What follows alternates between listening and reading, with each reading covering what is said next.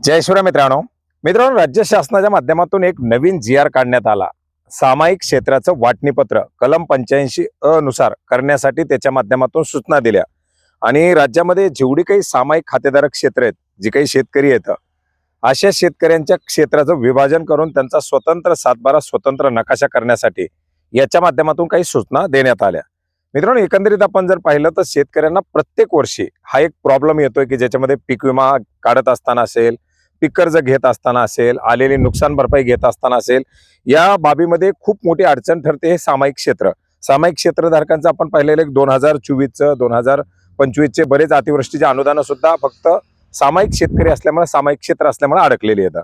मग अशा परिस्थितीमध्ये सामायिक क्षेत्रधारकाचे आणखीन एक प्रॉब्लेम समोर आलाय, तो म्हणजे ॲग्रिस्टेक वरती फार्मर आयडी काढत असताना फार्मर आयडीला प्रत्येक शेतकऱ्याचा ज्यावेळेस फार्मर आयडी बनतो तर प्रत्येकाच्या नावापुढे ते क्षेत्र दिसतं आणि एकंदरीत क्षेत्राची बेरीज आणि असलेलं क्षेत्र याच्यामध्ये खूप मोठी तफावत दिसून येते.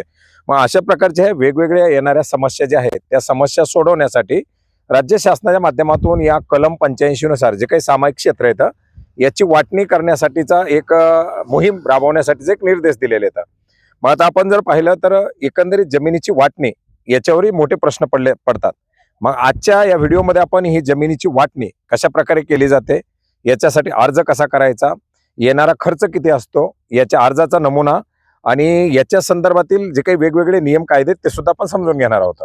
आता आपण जर पाहिलं तर जमिनीची वाटणी ही दोन प्रकारात, आपण दुसऱ्या प्रकाराकडे शक्यतो जायचंच नाही. कारण आपण जर पाहिलं तर बऱ्याच जणांच्या जमिनी विकल्या किंवा पडीक पडल्या, बऱ्याच साऱ्या कोर्ट कचेऱ्या झाल्या, हे सगळे भानगड म्हणजे आपापसातल्या न होणाऱ्या सामंजस्यामुळे. तर याच्यामध्ये दोन जे प्रकार आहेत ते म्हणजे एक म्हणजे आपापसातल्या मैत्रीपूर्वक म्हणजे कुटुंबातील वाटप आणि दुसरं जे आहे ते दिवाणी न्यायालयातून वाटप. मग दिवाणी न्यायालयातून वाटपाचं काय एक वर्षानुवर्ष चालणाऱ्या प्रक्रिया आहेत. मला हे कबूल नाही, मला ते कबूल नाही, ही वाटणी पाहिजे, ती वाटणी पाहिजे. मग काय कोर्टाचा निकाल जो येईल त्या निकालानुसार ते वाटणीपत्र होतं. खूप सारा खर्च आणि खूप सारा वेळ त्याच्यामध्ये जातो. मग याच्यामध्ये दुसरा प्रकार काय तर आपापसातील वाटप, सगळ्यांची सहमती. सगळ्यांची सहमती म्हणजे सगळे म्हणजे कोण, तर जेवढे काही वारस असतील, आता कुटुंबाची जमीन असल्यानंतर जे काही याच्यामध्ये वारस असतील हे सगळे वारस म्हणजे आता 2005 मध्ये जे काही हिंदू वारसा ऍक्ट मध्ये जो बदल करण्यात आला की त्या जमीनधारकाच्या ज्या मुली असतील त्या मुलींना याच्यामध्ये समान हक्क देण्यात आलेला आहे. मग मुलांबरोबरच मुलींचे हक्क सुद्धा तेवढेच आहेत.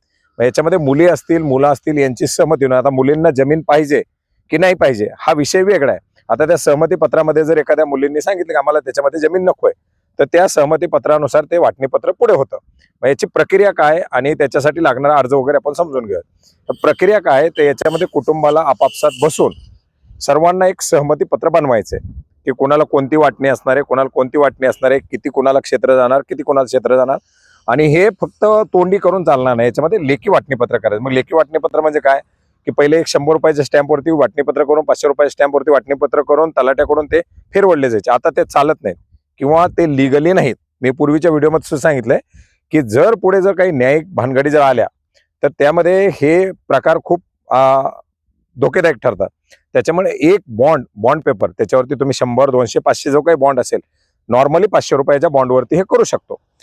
500 रुपयाच्या बॉन्डवरती सर्वांची सहमती की कुणाला किती क्षेत्र द्यायचे, मग बहिणीला हिस्सा पाहिजे का नको का, त्या सगळ्या सहमत्या घेऊन मग त्याच्यामध्ये एक कच्चा नकाशा की कोण कुठल्या साईडला असणार, कोण कुठल्या साईडला असणार, ही सगळी प्रक्रिया पार पाडायची.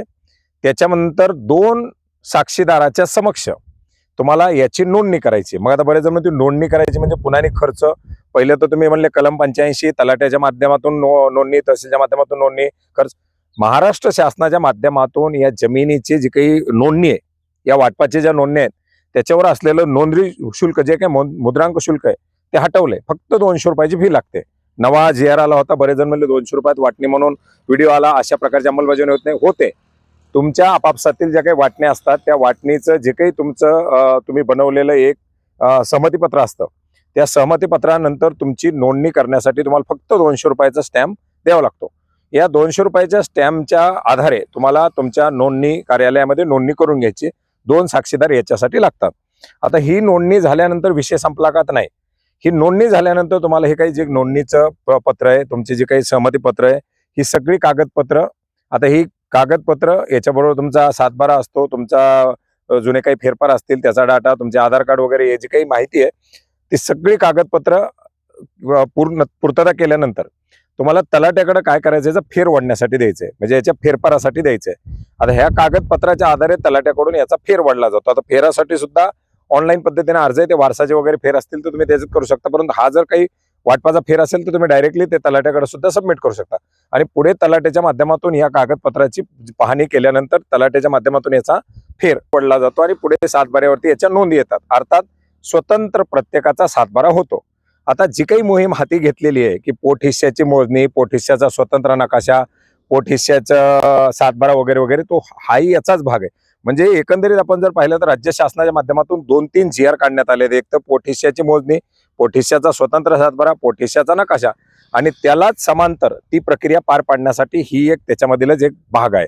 म्हणजे ज्याच्यामधून आता या सामायिक क्षेत्राचे वाटणीपत्र या कलम 85 नुसार करणं, कारण इतर प्रक्रियेमध्ये तो काही वेळ काढपणा आहे. आणि अशा प्रकारच्या या सगळ्या प्रक्रिया पार पाडल्यानंतर जे काही जमीनधारक असतील त्या प्रत्येक जमीनधारकाचा एक स्वतंत्र सातबारा होईल, त्याचे स्वतंत्र नकाशे उपलब्ध होतील आणि स्वतंत्र सातबारे उपलब्ध होतील. त्याच्यामुळे होणारे बरेच सारे वाद आहेत ते मिटतील आणि बऱ्याच साऱ्या प्रक्रिया पार पाडण्यासाठी सोप्या पद्धतीने होणार आहे. ॲग्रिस्टॅकचे फार्मर ID काढत असताना त्या शेतकऱ्याला त्याच्या शेतावरती लाभ घेत असताना या बाबींचा फायदा होणार आहे. तर मित्रांनो, जमिनीची वाटणी, सामायिक क्षेत्राचं वाटणीपत्र कसं करायचं वगैरे वगैरे मोठ्या प्रमाणात. आता मग बरेच जण म्हणतील मग याच्यासाठी अर्जाचा नमुना, याचा अर्जाचा नमुना आपल्याकडे उपलब्ध आहे. हा अर्जाचा नमुना तुम्ही पाहू शकता. याच्यासाठी तुम्हाला अर्जाचा नमुना देखील आहे. या अर्जाच्या माध्यमातून तुम्ही कलम 85 नुसार महाराष्ट्र जमीन महसूल अधिनियम 1966 कलम 85 नुसार तुमची ही वाटणी करू शकता. त्याच्यासाठीचा हा अर्जाचा नमुना आहे.